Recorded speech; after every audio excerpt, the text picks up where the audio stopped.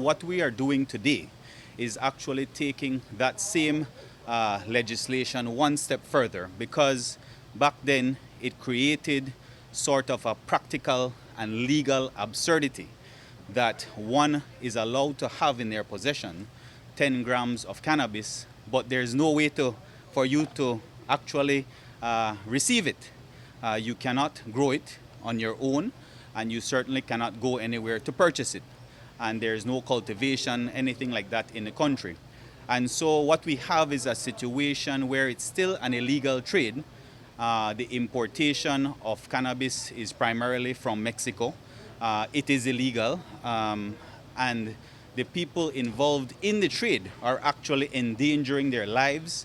We know that it is the source of so much warfare within the streets of Belize City. I would go as far as to say it is the #1 reason our young people are killing one another. And so the legislation that we're moving forward with has in there a component of a social equity license.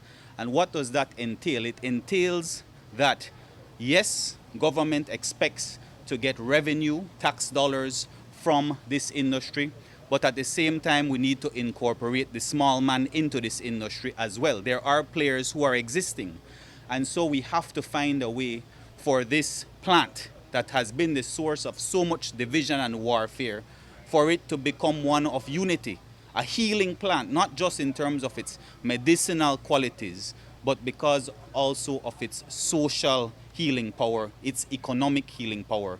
And so moving forward, that is where we're headed. We will be allowing in this legislation home growing as well.